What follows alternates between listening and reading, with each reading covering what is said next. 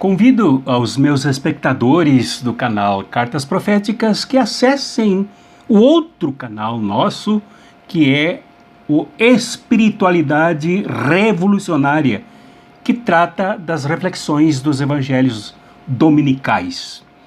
E convido aos espectadores do canal Espiritualidade Revolucionária que acessem o canal Cartas Proféticas, através do qual nós fazemos análise de conjuntura, análise da crise econômica, da crise política que vive o Brasil e vive o mundo.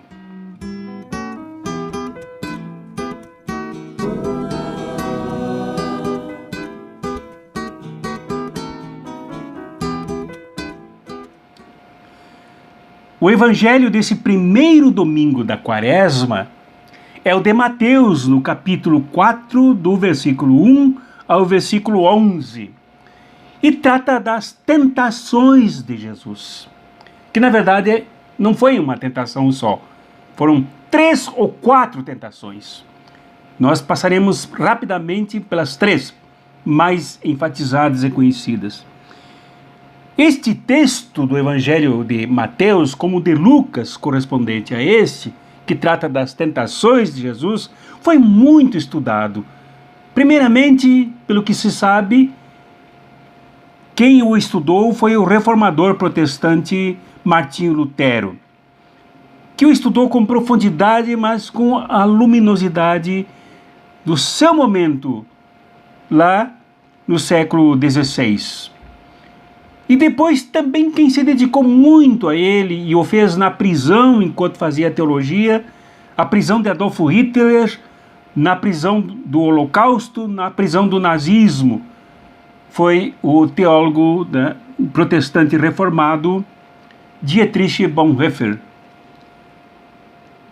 Texto do livro dele grandioso que analisa e que eu recomendo que quem se interessa mais por estudar a complexidade desse texto, que veja Dietrich Bonhoeffer.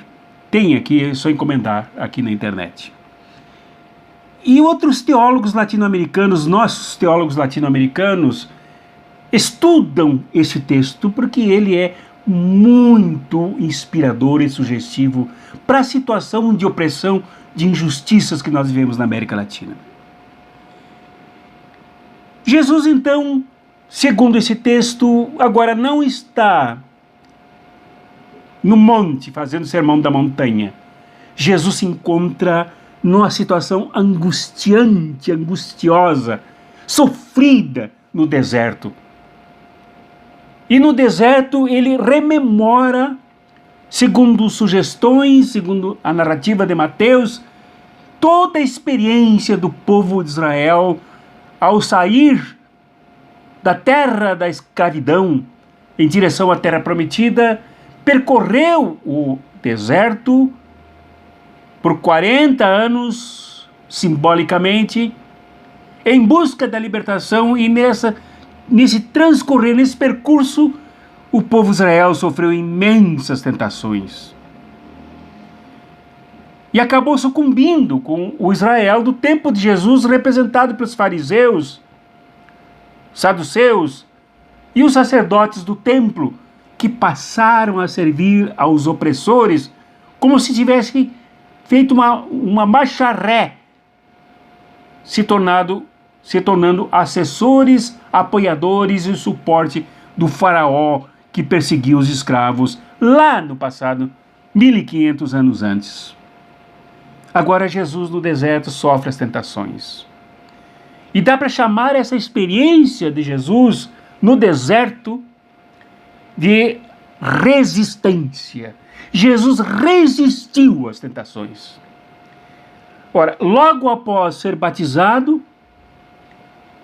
ele foi levado pelo Espírito, ao saber da prisão do seu primo, seu amigo, aquele que o batizara, João o Batista, ele foi levado pelo Espírito Santo para o deserto. Lá no batizado, os céus se abriram e ele ouviu a voz: "Este é o meu filho amado", a voz que lhe dizia, chamando-o de filho amado. Agora, e a abertura dos céus para falar esta voz da palavra de Deus, representava que céu e terra estão juntos, fazem parte da mesma dinâmica da fé, da realidade, da existência. Céu e terra, céu e vida não se separam. Deus está aí presente na terra, e aí é o céu. Agora, aqui no deserto se percebe que também terra e inferno estão juntos. Se misturam, se confundem, se conflitam, inferno e terra. E aí no deserto, no inferno, Jesus enfrenta as maiores tentações como Messias, como aquele que se juntara com o povo, se unir ao povo, com os seguidores de João Batista, agora sente tentações. E essas tentações que ele sente é no sentido de que ele se torne uma espécie de mágico, de espetáculos, de shows, que é a grande tentação vivenciada pelos cristãos ao longo da história. Se tornarem espetáculos, fazerem shows, para se deixarem seduzir pela partilha fácil do pão, se aliando a quem tem muito pão, quem acumula pão, quem concentra pão, quem não distribui pão. Então a grande tentação aqui é da aliança com o demônio, do poder que concentra pães, que concentra o alimento, que concentra a vida toda nas suas mãos. Esta é a grande tentação que Jesus sofreu, na qual caiu grande parte do povo de Israel, traindo o êxodo, traindo a marcha da libertação, traindo a construção da terra prometida. Aqui Jesus resiste. Ele tem um diálogo, segundo essa construção literária de Mateus, um diálogo dramático com ele mesmo, com o demônio que o frequenta, com o demônio que quer dizer aqui no Novo Testamento, aqui no original grego, da onde vem Mateus e os outros evangelhos, primeira língua em que foram escritos. Daimonion quer dizer divisão, muitos deuses, muitas vozes que o dividem nesse momento, as vozes que dividem o povo, as vozes que conflitam as pessoas umas contra as outras, agora fazem buzuzu, zoam, gritam na consciência e nos ouvidos de Jesus. E pedem que ele transforme pedras em pães, que ele dê espetáculo, dê show. Essa mesma voz pede que ele suba no pináculo, suba no ponto mais alto do templo e se jogue de lá. Dê um show, dê um espetáculo. E protegido pelos anjos, caia na terra como se estivesse de paraquedas, usando tudo a favor do aparecer, do palco de exibicionismo, pelo qual transitam os poderosos, pelo qual transitou Faraó, exibindo poder, pelo qual transitaram os Césares, os imperadores, Herodes, Pilatos, todos aqueles que sacrificam o povo, os humildes, gostam desse palco de dar espetáculo, se tornarem espécie de divindades acolhidas sobre cujos braços do povo, dos anjos se jogam para aparecer antes de cair sobre o chão, sobre o solo. Esse demônio continua pedindo que Jesus se ajoelhe, que Jesus se venda, que Jesus rompa com o seu compromisso com o reino de Deus que ele veio trazer, veio realizar, custe o que custar. Que ele renda glórias ao demônio, que ele dê louvores, que ele busque vantagens, que ele busque brilho ao lado do demônio. Só aí então que ele, Jesus, usa pela primeira vez nesse texto, primeira e única, a palavra Satanás, diferentemente de demônio. Para trás, Satanás. Satanás, diferentemente de demônio, que quer dizer divisão, diablos, né? Uns se jogando contra os outros, muitas divindades. Satanás é oposição. Jesus não aceitou o jugo da oposição. Oposição quer dizer uma posição contrária, objetiva, clara, forte, quase irresistível.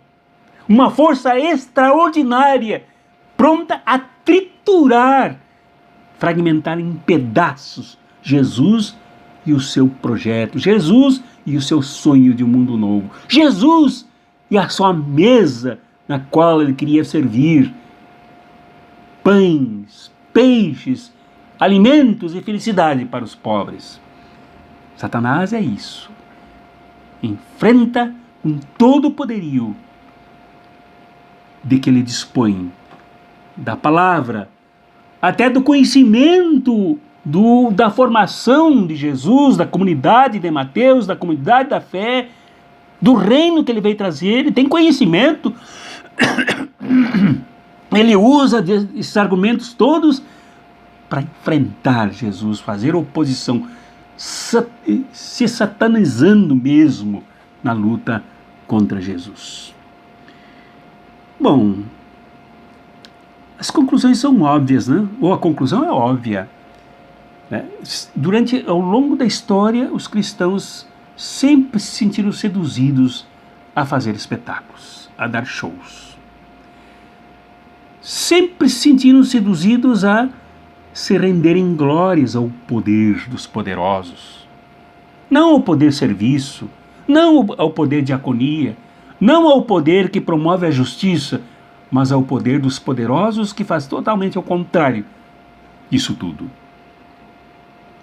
Hoje, as igrejas na América Latina, as igrejas no mundo, grande parte delas, não todas, e grande parte dos cristãos, não todos, grande parte das cristãs, não todas, se rendem, se entregam em troca de migalhas, em troca de partilha de pães, mesmo que sejam em pequenas quantidades, vendem tudo que podem do projeto de Jesus em troca do projeto dos dominadores, dos opressores, daqueles que massacram sem dó e nem piedade.